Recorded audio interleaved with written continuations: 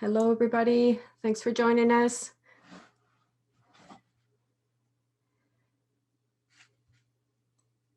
We're going to wait a minute to let everybody into the webinar, but thank you very much for joining us today.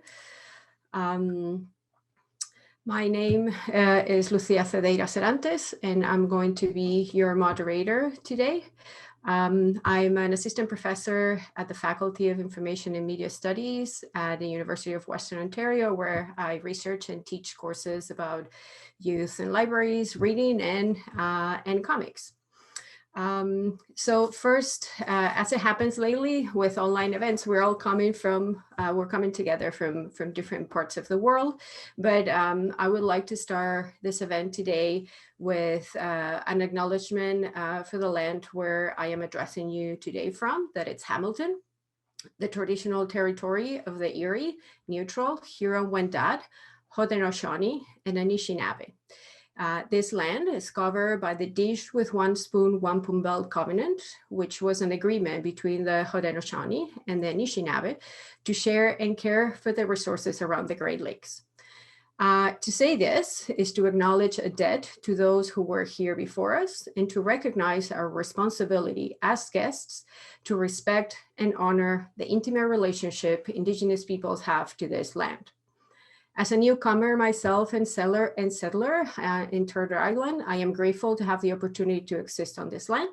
And I would also like to invite you to check the very powerful land acknowledgement that BANCAF has put together on their website. And I will share that with all of you on the chat. Before I introduce our panelists and I let you know how we're going to organize this panel today, we would also like to thank you the work of the following institutions that have helped bring in this panel together. The France-Canada Culture, Alliance Française of Toronto, Goethe-Institut, also in Toronto, Italian Cultural Institute of Toronto, the Embassy of Finland to Canada, and Europe Comics. And we would also like to thank as well the support of BANCAF and TCAF. They offer their space for this. So I will start this panel briefly introducing each of the panelists, and then we'll proceed to some questions that some will be general for all the panelists and some individual ones, and it will take approximately an hour. And by the end, we will leave some time, 15 minutes or so, for a question and answer period. So if you have any question, you can share them, please, using the Q&A tool so we can get them all together and organized. And you can submit your questions as the panel is happening. And also we'd like to let you know that some of the panelists might need some translation support. So we ask for your understanding. And also we would like to thank Naceli from Europe Comics that is going to be the one doing all that labor and all the help that she gave us putting all the panel together. So introductions is going to be alphabetical by first name. So I'm going to start with Ingrid Chabbert. She's a French writer who has been creating stories ever since she was a child. Her professional career started finding ways to explain life to young readers, and her first children's book was published in 2010. Since then, she has written nearly 100 books and received several distinctions as the honor list for the Outstanding International Book on the U.S. Board on Books for Young People. In Canada, we're very lucky. We have translations of some of her books with Kids Canada Press. Over the past several years, Ingrid has increasingly turned toward comics, and the title Waves, alongside with Carol Morel, published by Archaia, won the Harvey Award for Best European Comic. And her most recent work, Elma, alongside Leah Masset with Europe Comics, which was also nominated for the 2020 Eisner Award for Best Digital Comic. Johanna Maierski, it's a publisher, a teacher, and a printer who grew up in Berlin, where she studied architecture and urban research. Since 2015, she runs Colorama, a small art press and research printing studio that has released 78 publications so far. Since 2016, Johanna is hosting Clubhouse together with Aisha France, a yearly comic resident program in Berlin, where a group of artists collaborate for 2 weeks to create a big comic anthology. So all those artists there joining us today, keep an eye for this. This is a printed bound anthology that they present by the end of the residency. So Clubhouse 13 was published in 2019 in print, and issue 14 has been released in digital form, and Naselli is showing some images, has been released as a digital project. To name some of the artists included in these anthologies are Molly Colleen O'Connell, Maria Meden, Oda Iselin, Elsa Klin, and Johanna has also been teaching critical publishing at the Institute of the History and Theory of Architecture in the city at the Technical University of Braunschweig. Judith Vanistendael, it's a Belgian comics author and illustrator. She studied at the Hochschule der Künste in Berlin, and it's also a graduate of the St. Lucas Art School in Brussels, where she currently is part of the teaching staff on their Master of Graphic Storytelling. Her graphic novels include The Eyes Were nominated When David Lost His Voice in 2012, and the semi-autobiographical Dance by Light of the Moon in 2010, which was nominated twice for the Best Album Prize at the Festival of Angoulême. Some of her work is also available through the online graphic journalist platform Drawing the Times. Her last piece is The Two Lives of Penelope, published this year with Europe Comics. And this work revolves around Penelope, a doctor working on the Syrian front, and showcases Penelope's transitioning from war-torn Syria to her home life. Kaisa Leka, she comes from Porvoo in Finland. She studied comics and graphic design at the Lahti University of Applied Sciences. Her comics and publishing work under the label Absolute Truth Press, a collaborative project with her partner Christopher, has been recognized with many different awards in her country. Among them, the Comic Book Finlandia Prize and multiple selections in the yearly list of most beautiful books in Finland. In 2003, she published I Am Not These Feet, where she shared the story of the amputation of her lower legs, a work that attracted the attention of critics and audiences. More recent work has taken the form of travel diaries, her biking trips in Europe and the United States. Her last piece is entitled Russian Diaries, self-published in 2020, that records her kayaking trip from Kem in the White Sea to St. Petersburg. Luciana Cimino is an Italian journalist who worked for 10 years at the historical Italian newspaper La Unità, where she covered news related to social issues, poverty, immigrants, and school policies. Since 2015, she has been part of the press staff at the yearly International Journalism Festival that happens in Ferrara. Her first graphic novel is a biography of 19th century female journalist Nellie Bly, with art by Sergio Algoncino and published this year by Abrams. So as you can see, you've heard, these women have very rich professional lives. So let's just not waste any more time, and we'll hear from them about how they made the move to work on comics. So I'm going to start, this question is general for the 5 women, and we can again start alphabetical with Ingrid. So for all of you, how, if you could share a little bit about the different experiences that you had entering or trying to navigate the world of comics as a female creator.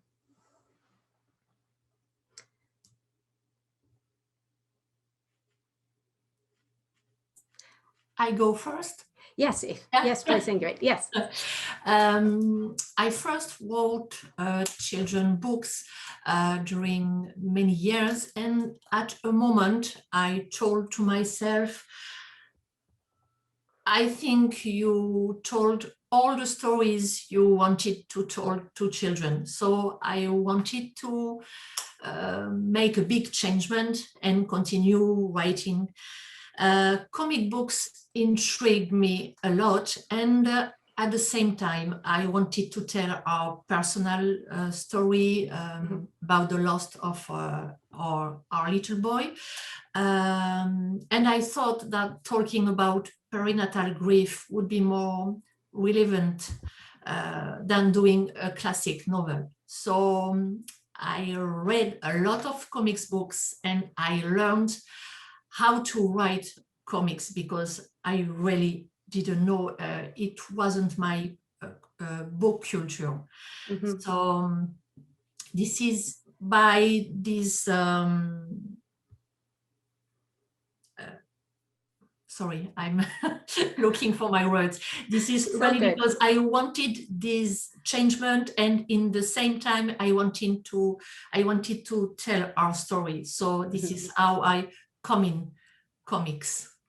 Was there a big difference between the work of illustrating, or maybe you can tell us a little bit later on if that changed between working with an illustrator in a children's book and working with an illustrator in comics? Maybe we can talk about that a little bit later. I think next I have Johanna. The same question: how did you get into in your case interested in publishing comics?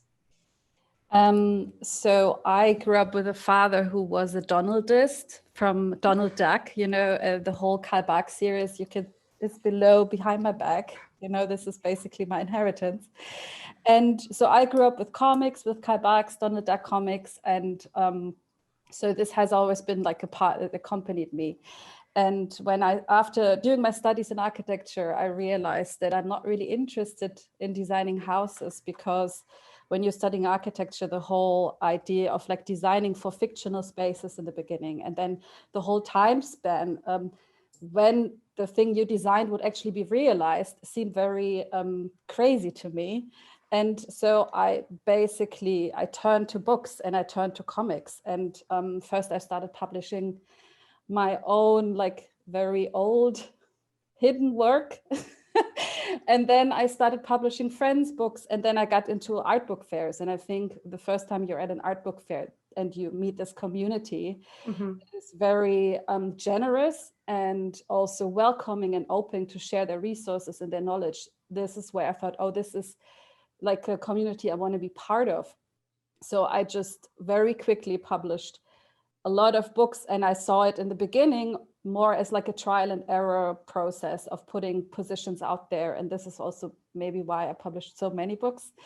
And so you could say that at this point, I see books as like building tiny houses or something like that. Yeah.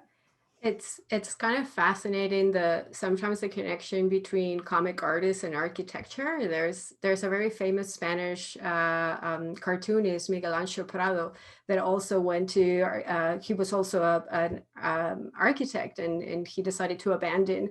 And I've heard from several cartoonists. So there's something there about you're saying that, you know, the thinking about designing and then getting tired of not seeing things happening and going and make it in another type. Yeah. Let's move on to Judith. Unmute. How did I start making comics? I was 27, and I was doing a lot of different kind of jobs, and I was very bad at them. And my boyfriend, the father of my children, told me, "You're so annoying. You're so insupportable.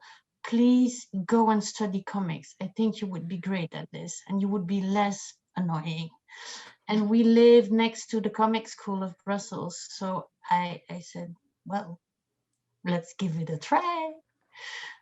And so I went and I discovered a complete world of amazing possibilities. When I thought of comics, I thought about Tintin. I'm Belgian, so I grew up with comics, and I thought about Gaston Lagaffe and Tintin, and that was not really, I like it, but that was not what I would make.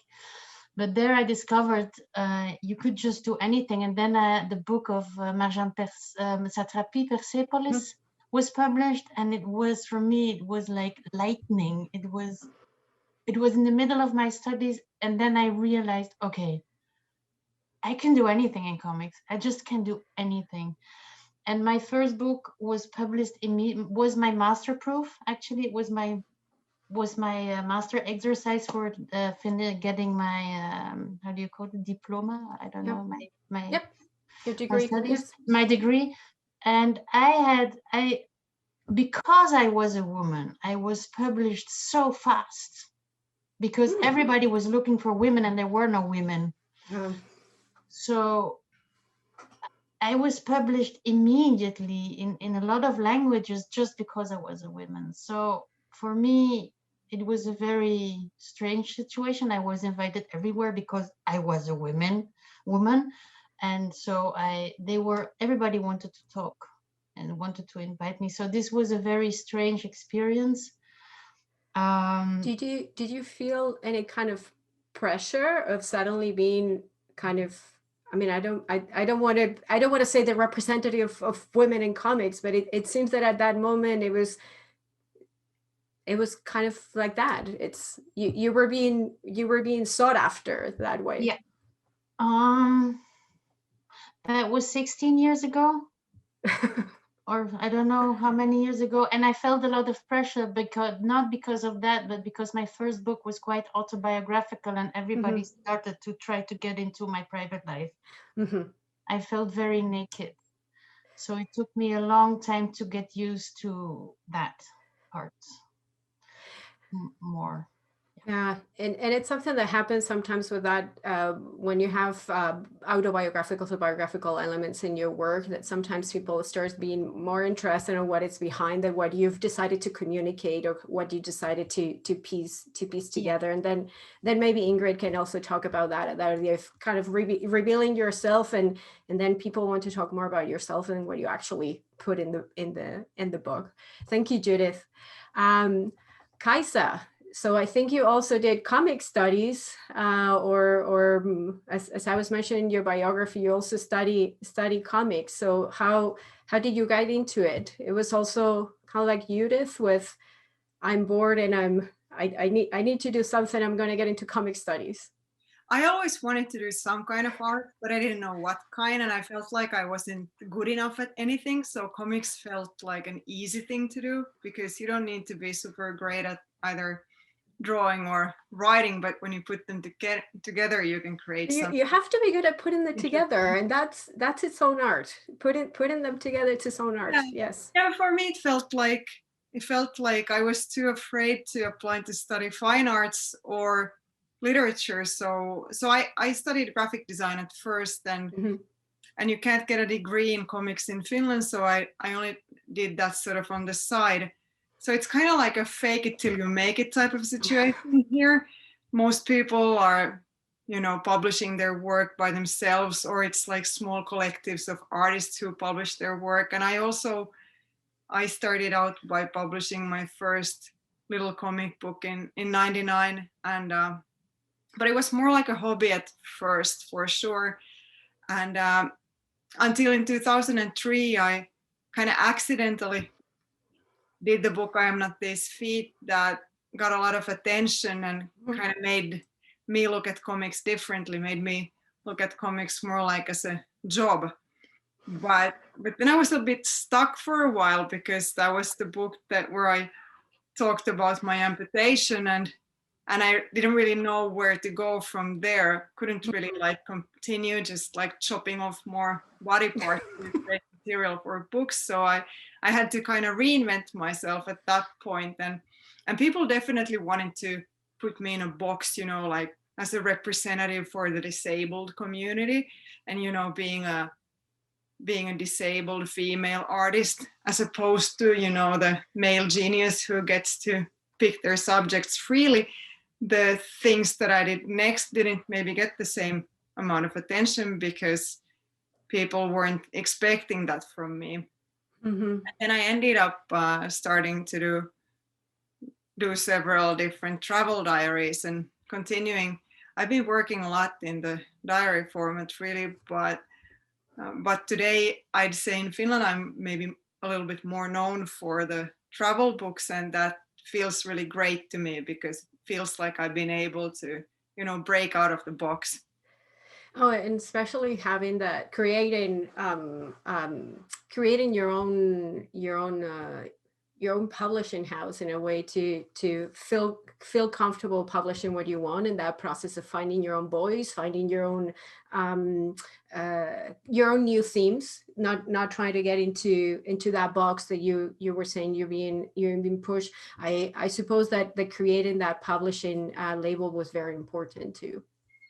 Yeah, I mean, I have to, in the name of honesty, I have to say that it really was my partner who really encouraged me to publish my own work, and he had already been doing comics when we met. So I had sort of his example of how easy it really is to do that, really having this sort of a DIY punk attitude, you know, not asking for permission, but just publishing stuff. But I also was super inspired by some great Finnish female comics artists who were doing autobiographical stuff, and like realizing that I don't need to create some kind of a fantasy world, you know, with made up characters, but I can actually just do stuff about my life, and that has value in itself. That was a big realization for me. I mean, your travel diaries are big adventures, really. Oh yeah, there's this Finnish author once said that in order to be an artist,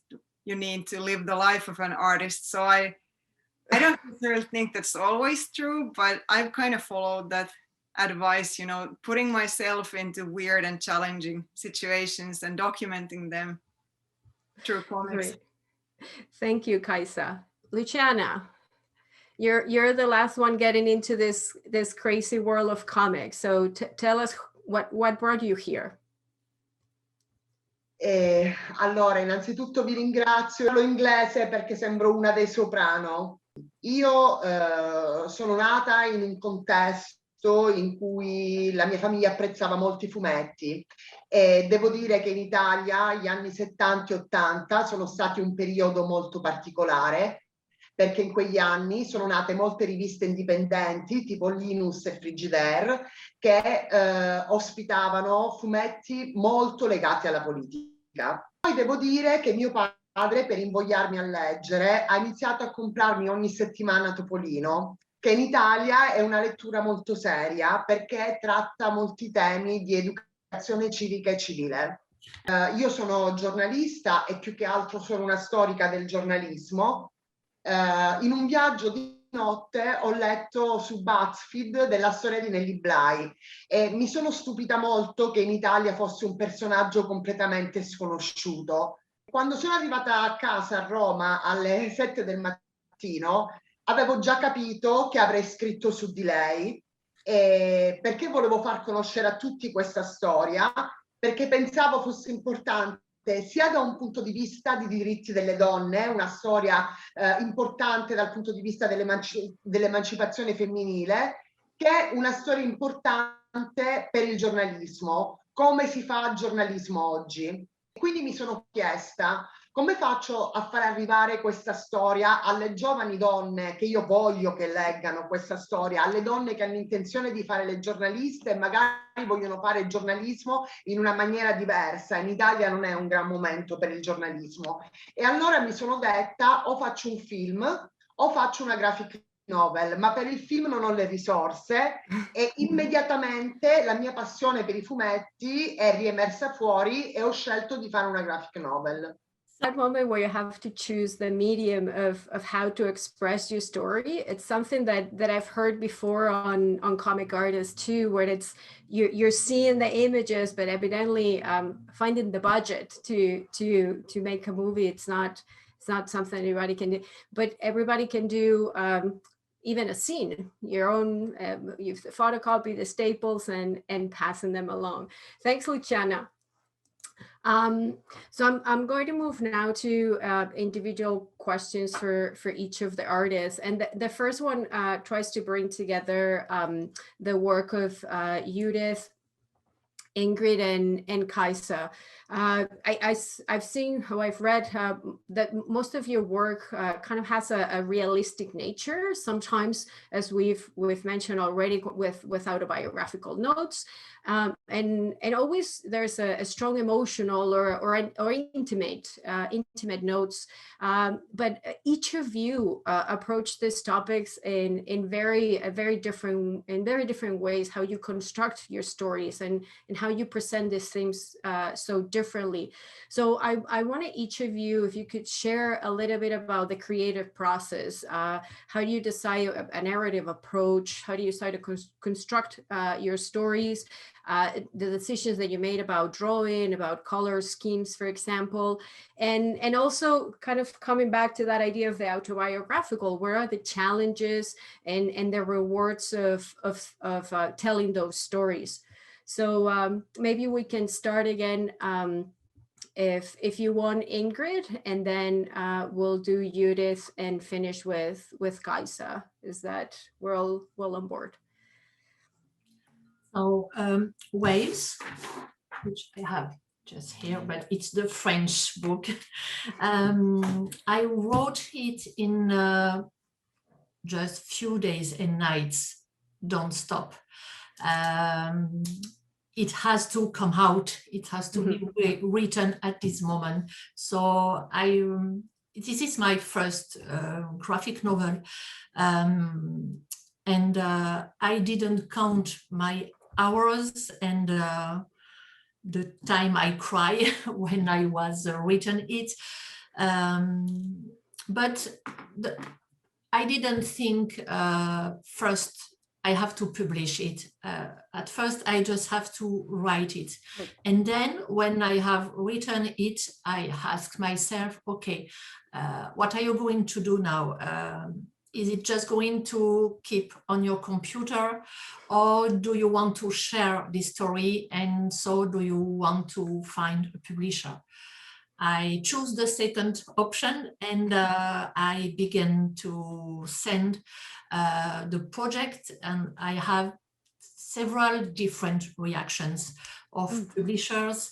I particularly remember one very rude reaction of a man publisher who said in some words, I'm not here to be your therapist.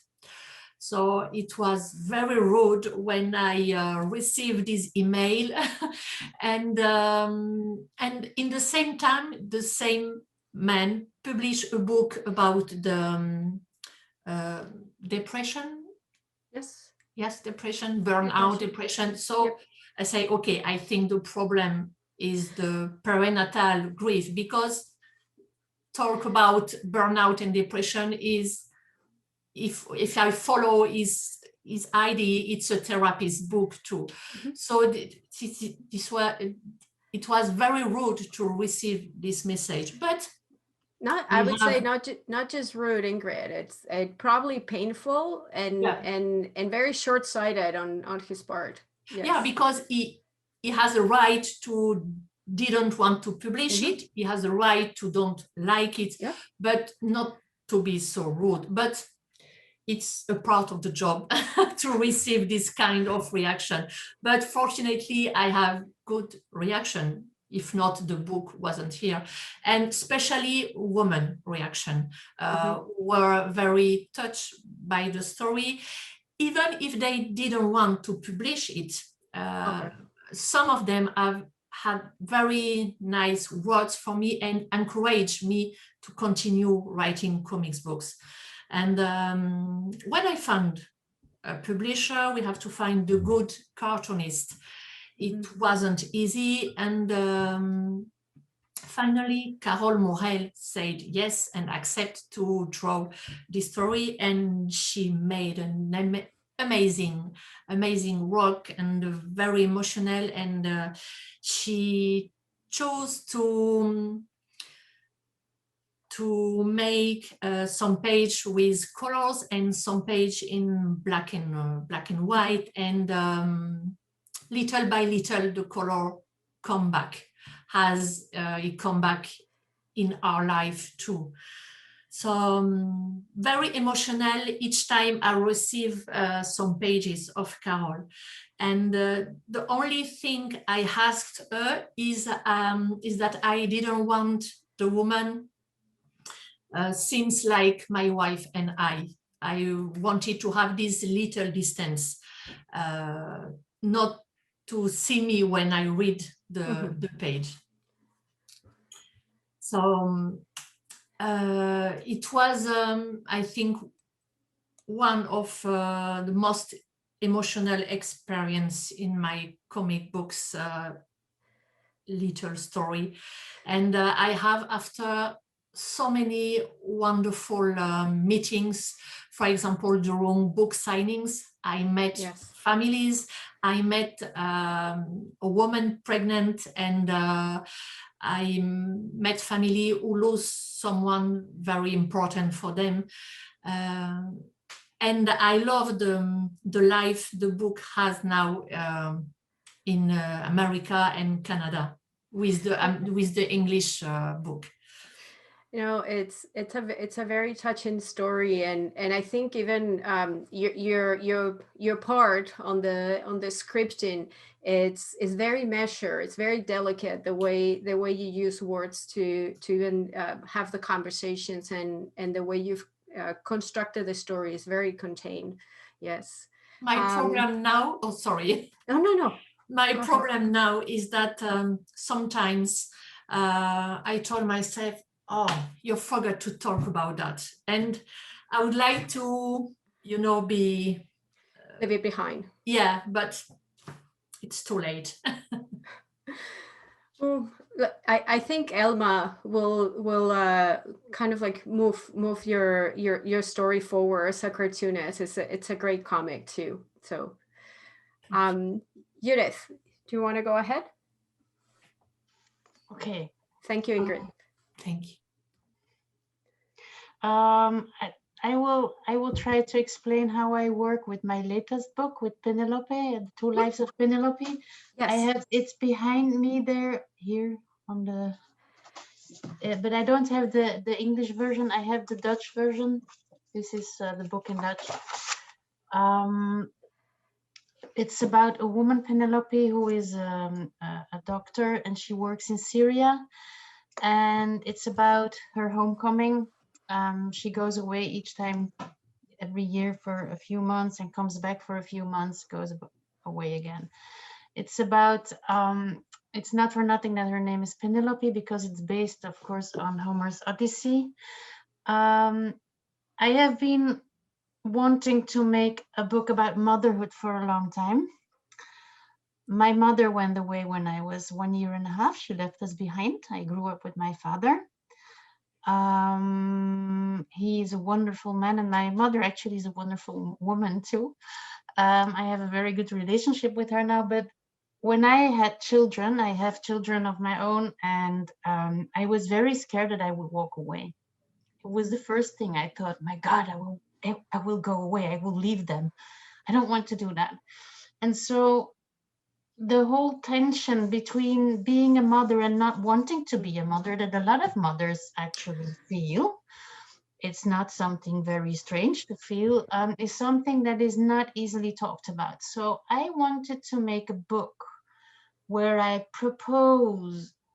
show a woman who chooses not to be with her child, and actually you understand why she does this. Mm-hmm. It's a good choice. It's not a bad choice. And so this came together with me wanting to make, to build a relationship with European literature. I thought every writer once in his, her, or their career goes into a relationship with a certain masterpiece. So I started reading Shakespeare, Cervantes, I started reading Dante, I started reading everything. And I arrived at the Greeks, and I read the Odyssey by Homer, and I was just shocked, absolutely deeply shocked by the position of the women in this story, which is awful. And at the time I was reading this book, the whole Odyssey was integrally put on stage in Brussels in the Royal Theatre in several days, because it's a very long poem, it's very complex. And nobody talked about the position of the women in this play. It was integrally said on stage, and there was no discussion about this position of this. And I couldn't believe it. I just couldn't believe it. So I took these two ideas together, and I decided to give Penelope a new life. And so I started building a book. I never write scripts like Ingrid. You write a script, I guess.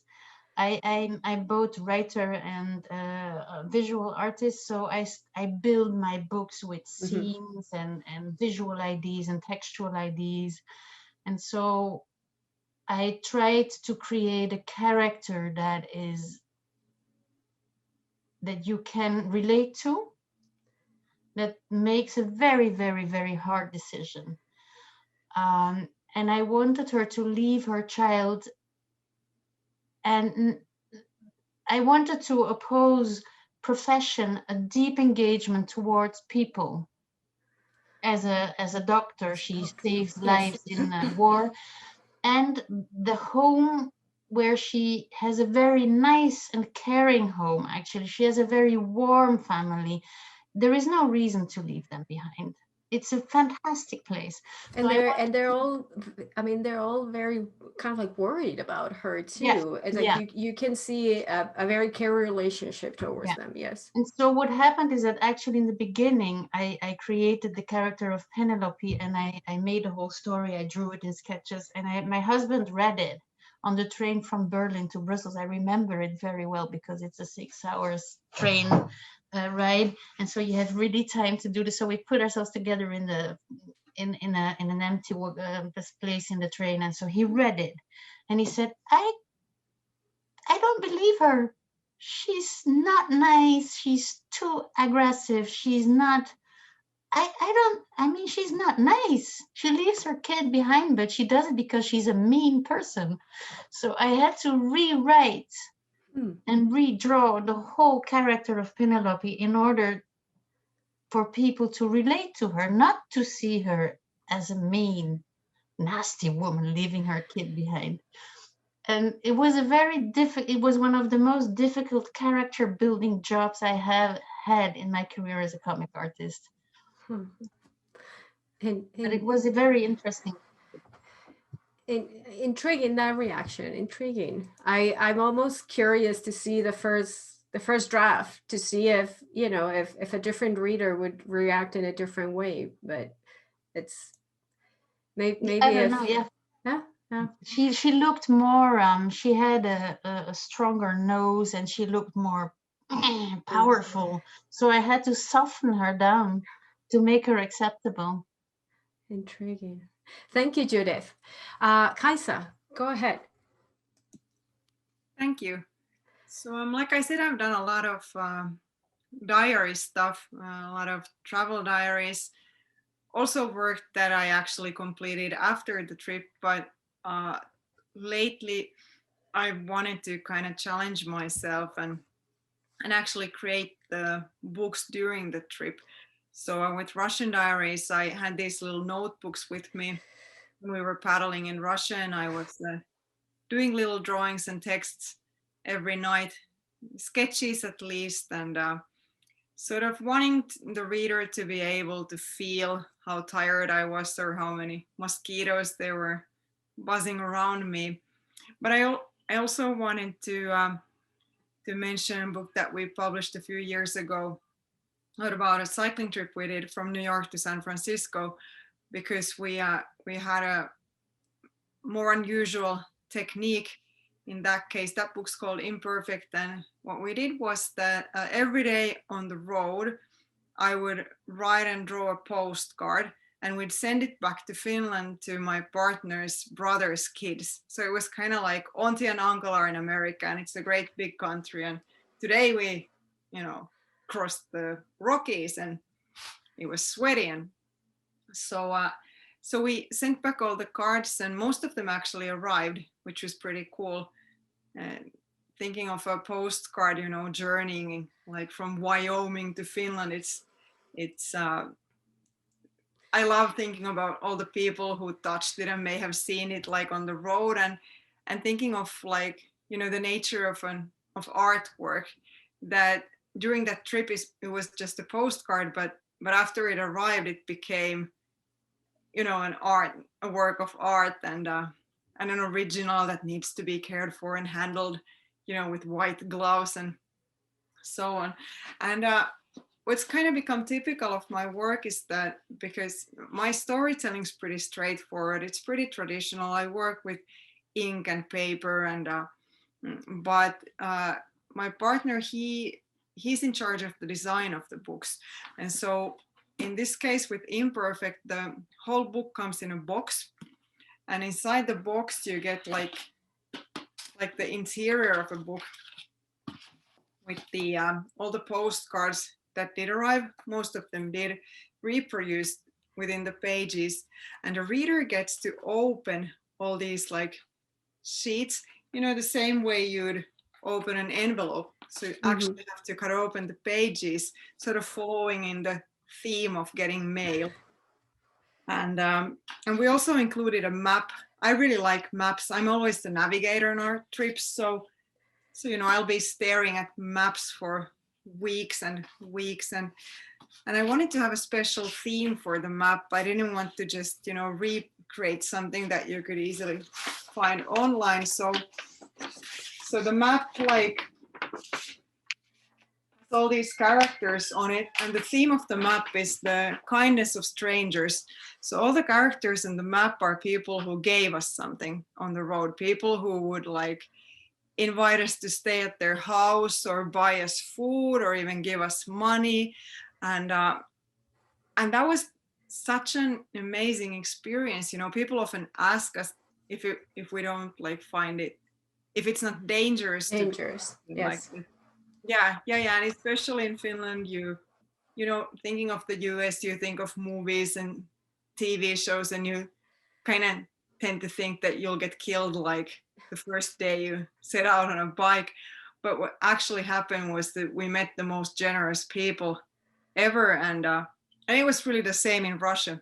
You know, Finland and Russia have a kind of a troubled, difficult history, but the kindness we've met and the way we've really, you know, seen the friendliest face of people and countries, that was really something that I wanted to share in the book. And especially I really can see now why your books have received those awards. Seeing them, I've seen the digital copies, but it's always different when you have the book in your hand. And in your case, it's not just the book; it's an entire art project in a way. Yes.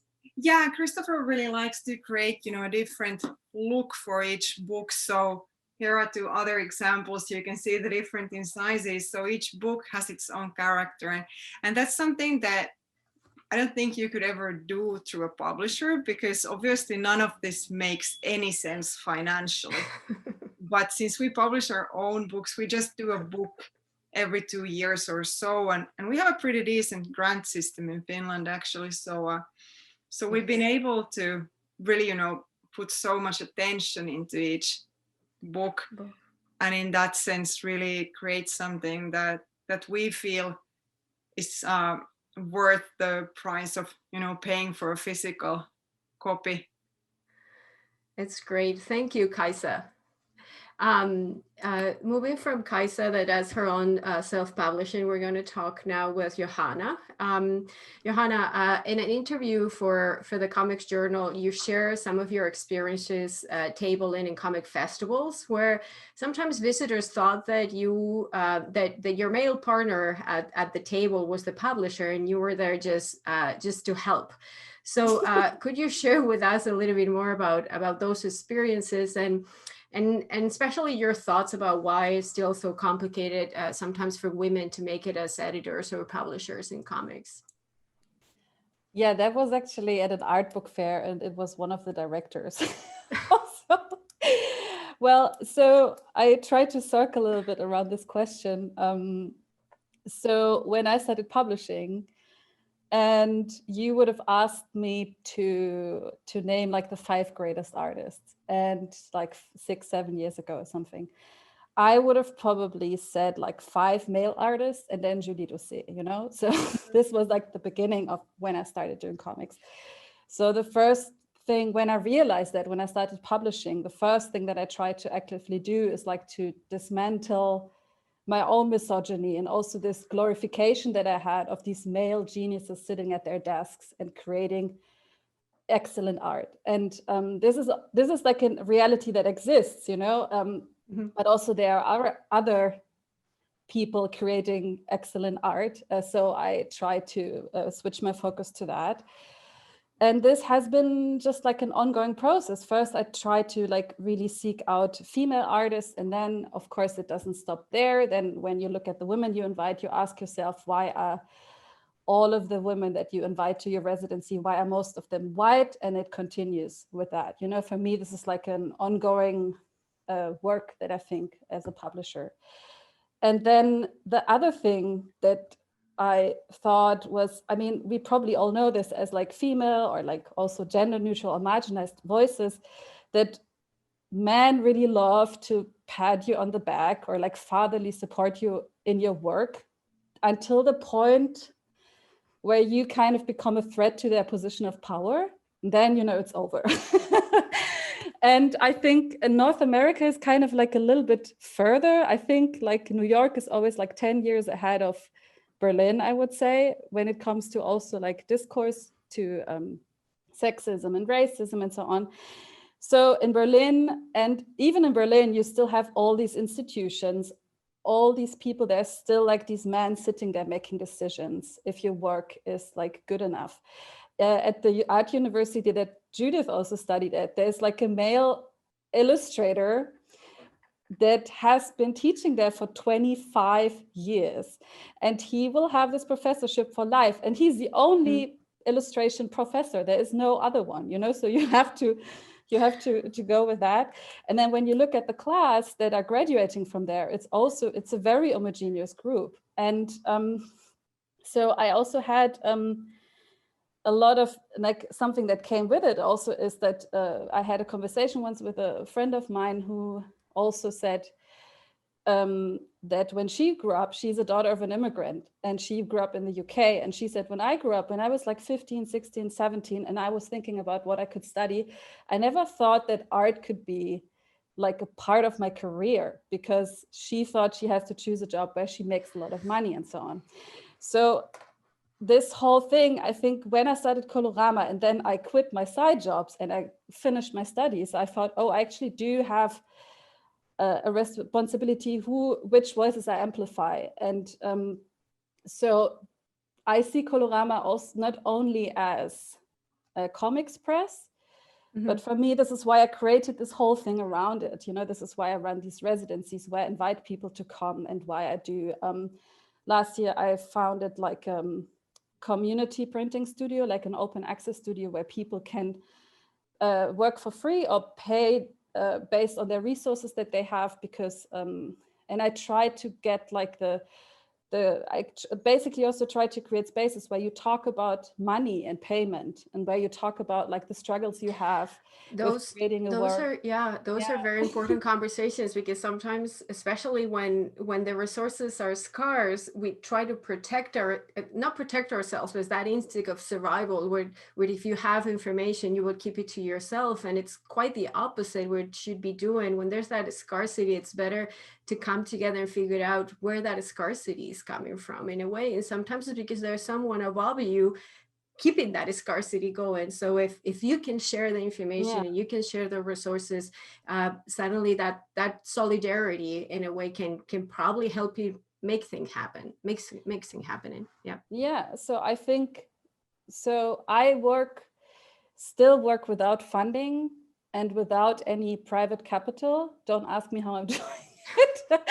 But and I pay my artists, and I pay for people to come to the residencies. I don't capitalize on people wanting to be part of Colorama. I think this is also like a thing that is very important for me, that because I know at this point that people love, or like people of the alternative comics community, they want to be part of this. And I try to be very strict with myself to not capitalize or exploit that on that. And so basically, when I come back to this question of like, is it hard to be a woman in publishing? You know, I think it's hard if you want to create your own system. If you kind of say, I want to do this differently. I want to try to create an independent system where I give accessibility, where I also educate, and we share the resources that we all have. And yeah, I think this is the difficult part. Yeah. Great. Thanks, Johanna. Thank you. Luciana, you're the as I was saying, the last one to join us in this world, and since your work, it's kind of more of an informational nonfiction. Did your background in journalism support your creative process? And were there any unexpected surprises in this process? Focusing on Nellie Bly was probably, as you were mentioning, not a casual choice. So if you can talk a little bit about that, about what it is for you to be now working in comics. Ok. Allora, la mia urgenza è quella di raccontare storie. E mi sono resa conto che non è importante il mezzo. Io, essendo giornalista, ero fissata col giornale di carta, ma l'importante era far arrivare un tipo di storia a determinati tipi di persone. Per l'urgenza che ho di raccontare in questo momento, la graphic novel è l'ideale. Io credo che continuerò a fare graphic novel.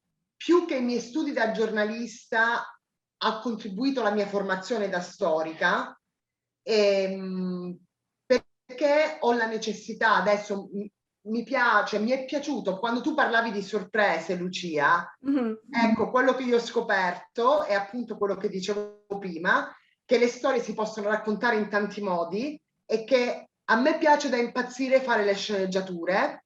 Lo trovo un modo splendido per raccontare una storia. Quindi sì, ho scoperto che mi piace fare le sceneggiature. Un'ultima cosa che volevo dire riguardo la difficoltà di essere donna nel mondo dei fumetti.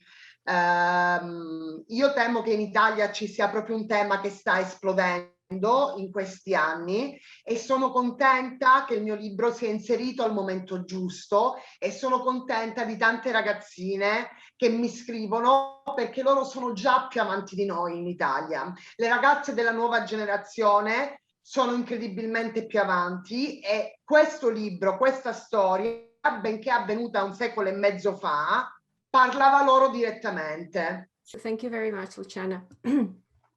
There's a question on the chat that I would like to address right now, if the artists are and Johanna are okay with this. They asking if there's any groups of female cartoonists that they should join, or any spaces that are supported to find for to share experiences and advice. This is Ivana Filipovic, I think. If I'm pronouncing correctly. Sorry if I'm not, Ivana. So if there's any groups of especially of female cartoonists that you may know. I know from Spain there is a group of Spanish cartoonists that have created a space to kind of share works of not just Spanish female cartoonists, but in general.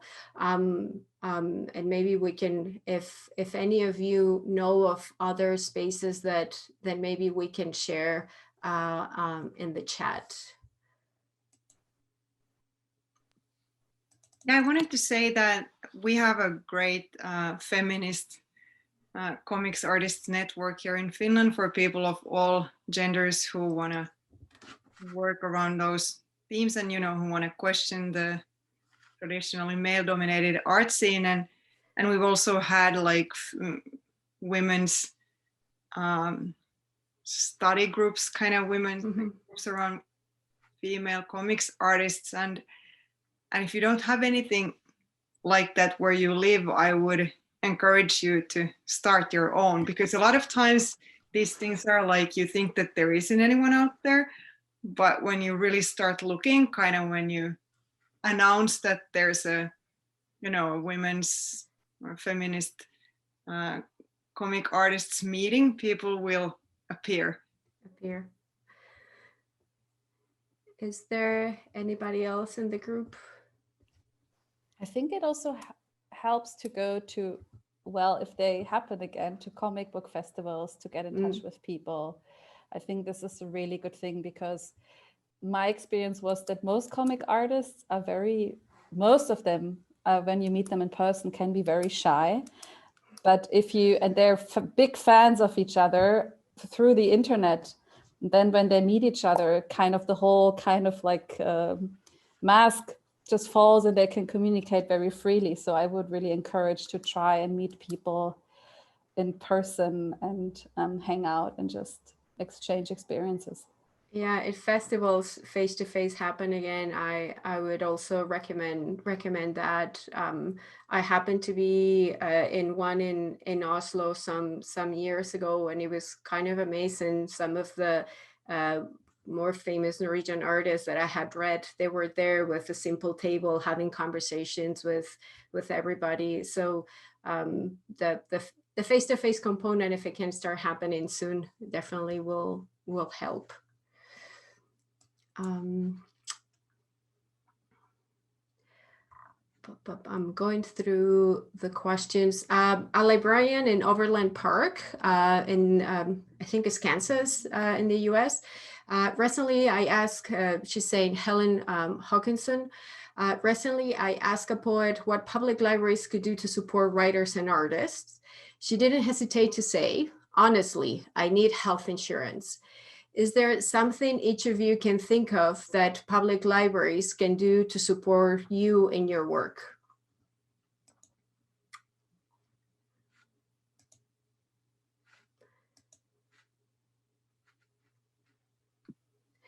Yes, Judith, go ahead. I don't know how it is in other countries, but in Belgium, I live in Brussels. And so our main, well, Brussels is a multilingual city, so I'm talking from my Dutch-speaking perspective, which is a minority, has been discriminated. It was a majority and has been made a minority, so it is a very tough history. So the library, the Dutch-speaking library, main Dutch-speaking library of the capital, it's called, is very, very active in supporting everything that has to do with emancipation, minority. They do, for example, the last 2 months they had in their window, it's next to the Opera of Brussels. So they put a whole window full of books made by women. That was the team. So it was only books made by women, and you can lend them, and it's extremely visible. And they do a lot of things, actually. So I don't know how it is in other countries, but I'm actually quite happy what they do in Belgium for us. If anyone wants to jump in on their relationship in their country with public libraries, if we have a lot of librarians. Yes, Kaisa, go ahead. Yeah, I kind of share the same experience as Judith was describing, that the libraries here have really helped me by, you know, arranging comics exhibitions. I've been invited to libraries in several different cities in Finland to have an exhibition, and they've also bought, you know, a lot of my books, which obviously is direct income for me. And but I especially like having exhibitions in that type of spaces where you don't need to sort of actively engage in, oh, today I'm going to a gallery to see a female comic artist's work, but I like the sort of randomness of exhibiting my work in places like a library where anyone could wander in looking for a book in a totally different genre and just see my stuff, and that kind of random encounters are really something that I enjoy, because you know, comics in Finland still as an art form is kind of marginal, and I definitely want to like break out of that bubble and kind of reach out to all kinds of people, and libraries have been a great channel for me to do that. I've even been invited to read my books. It was kind of a disaster because I hadn't done a test run at home.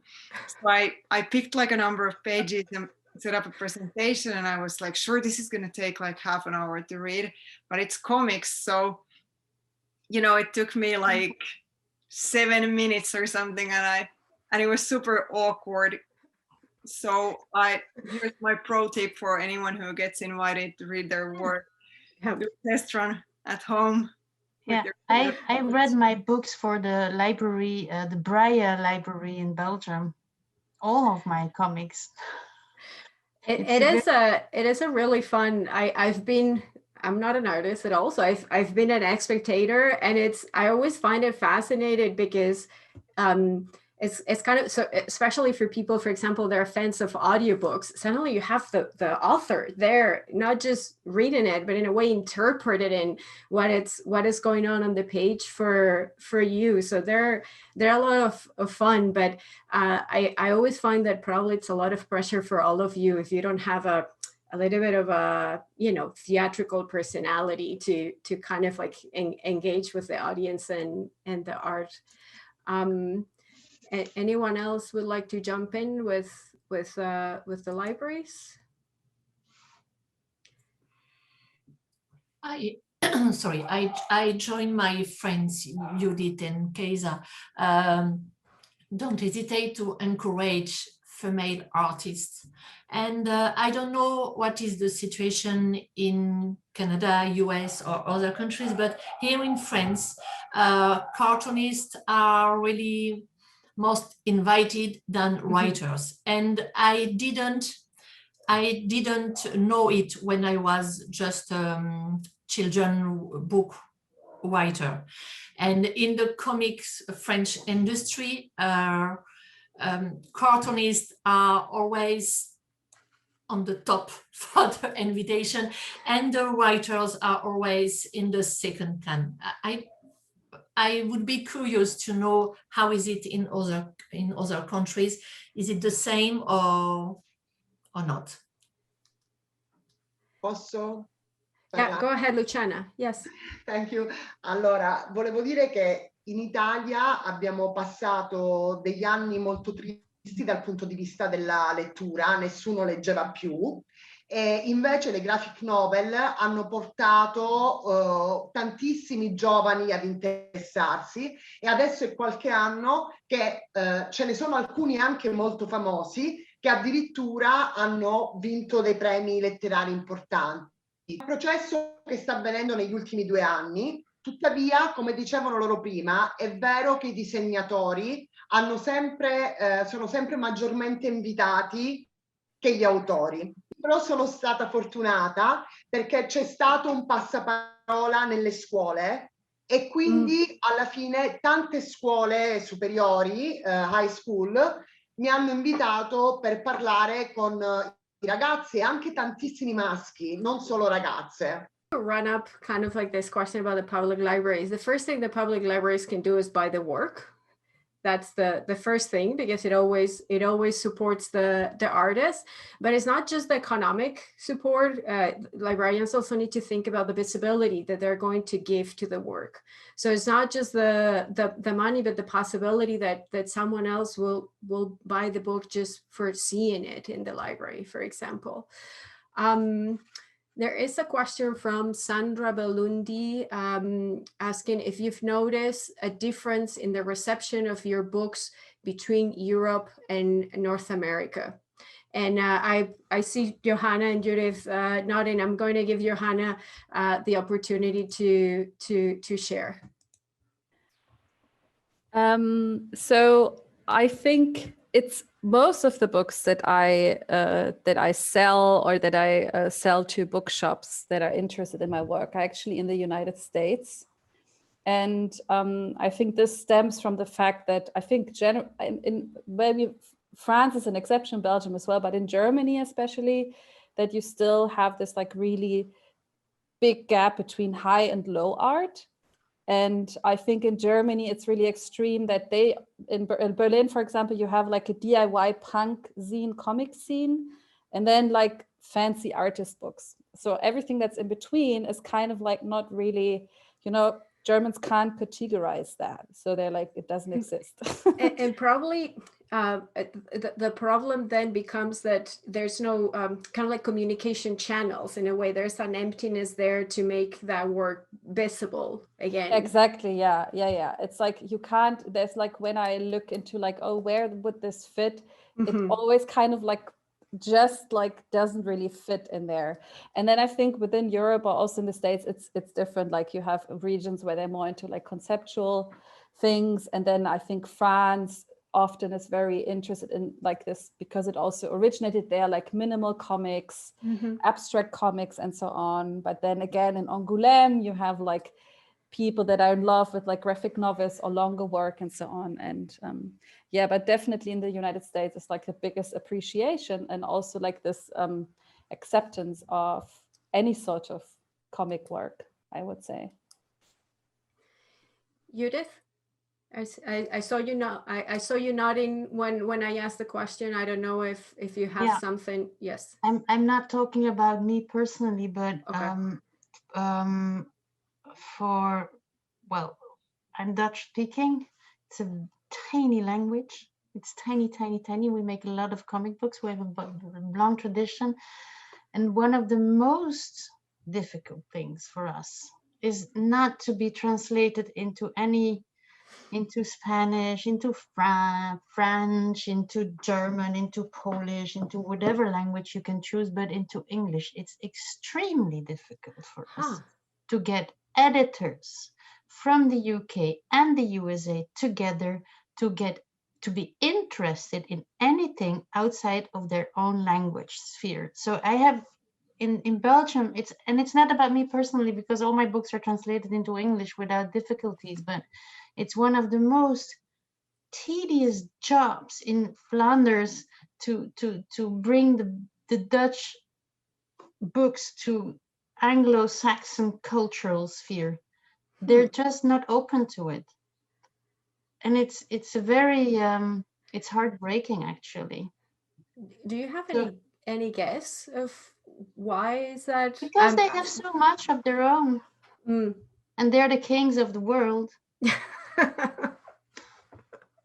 have everything. They have the number 1 in their phone number dial. It's 01 when you dial USA.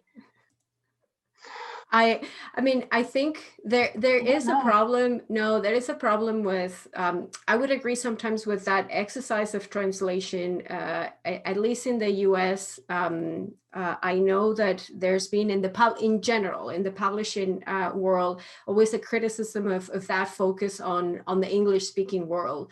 Between the US, UK, and other English speaking countries, there's less translation work than in Europe, for example, where there's kind of like the language borders are more permeable and there's more translation work. And in, I would say, and anybody jumping can correct me, but in Europe, it feels like the center it's French. It's like I know Spanish cartoonists that were successful first in French because they couldn't find publishing. So with comics in Europe, there's that different, that it's not English, the powerful language or the powerful market, but the French market. I'm very happy to hear, Johanna, that for you it really works well there. But I publish in English. That's maybe like something. I'm so sorry that.